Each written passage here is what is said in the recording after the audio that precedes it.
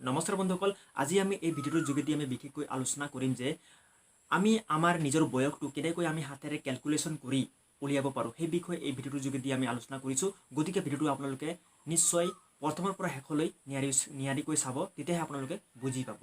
গতিকে ভিডিঅ'টো দেৰি নকৰি বলক আৰম্ভ কৰোঁ।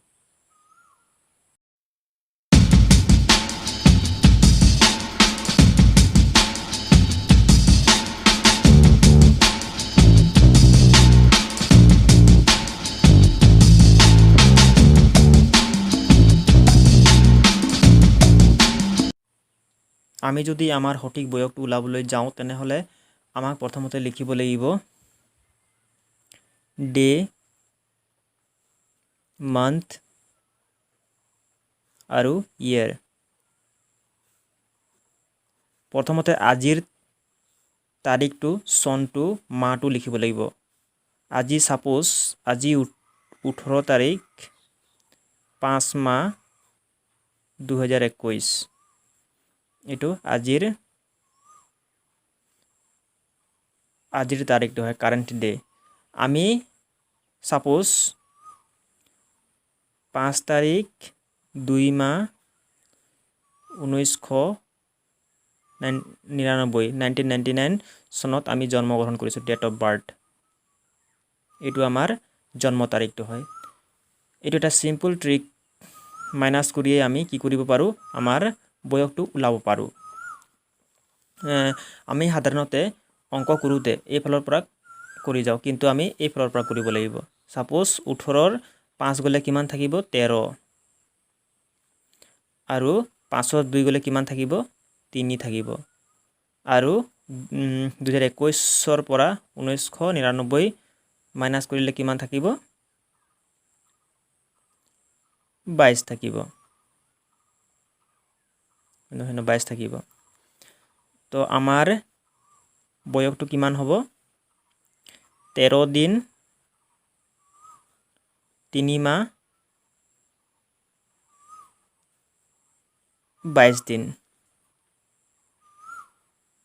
22 বছৰ। 22 বছৰ। এইটো এটা চিম্পল ট্ৰিক আছিলে। যদি আমাৰ বয়সটো যদি এটা টাফ কণ্ডিশ্যনত ওলোৱা হয় ছাপ'জ, তেতিয়াহ'লে আমাক কেইটামান কথা মনত ৰাখিব লাগিব। এই কথাকেইটা হ'ল, এক মাহত কিমান দিন থাকে, এক মাহত 30 দিন থাকে, 30 দিন থাকে। আৰু এক বছৰত 1 ইয়েৰত কিমান মাহ থাকে, 12 মাহ থাকে। যদি আজিৰ তাৰিখটো যদি 5 তাৰিখ 2 মাহ 2021 হয়, আজিৰ কাৰেণ্ট ডে, এইটো কি হ'ল, ডে, এইটো মান্থ, এইটো ইয়েৰ। আৰু আমি জন্মগ্ৰহণ কৰিছোঁ ছাপ'জ 17 তাৰিখ 5 মাহ 1992 চনত। এইটো আমাৰ কি হয়, ডেট অফ বাৰ্থ হয়। এইটো আমি কেনেকৈ উলিয়াম, এইটোতো ওলাবলৈ কষ্ট হ'ব। তেতিয়া আমাক মনত ৰাখিব লাগিব যে আজিৰ দিনটো কি হ'ল, 5 তাৰিখ 2 মাহ 2021।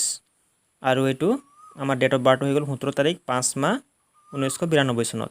তো ইয়াৰ লগত আমি মাইনাছ কৰিবলৈ পৰা নাযাব। গতিকে ইয়াৰ পৰা ধাৰ কৰিব লাগিব। কি ধাৰ কৰিব লাগিব, মান্থ, এক মাহ ধাৰ কৰিব লাগিব। এক মাহ ধাৰ কৰিলে কিমান হ'ব, 30 হ'ব। ইয়াত 30 প্লাছ হৈ যাব। এক মাহ ধাৰ কৰিলে 30, ইয়াত কিমান হৈ গ'ল, 35 হ'ল। 35ৰ 17 গুচি গ'লে কিমান থাকিব, 18 থাকিব। আৰু ইয়াত এতিয়া কিমান থাকি গ'ল, এক মাহ থাকি গ'ল। এক মাহৰ পৰা 5 মাহটো মাইনাছ নহ'ব। সেইটো কাৰণে এই বছৰৰ পৰা 12 মাহ, এক বছৰ ই ধাৰ কৰি লৈ আহিলে। তেতিয়া কিমান হ'ব, 12 + 2, ইয়াত 12 কি হ'ব, যোগ হ'ব। 12 যোগ হ'লে কিমান হ'ব, 14।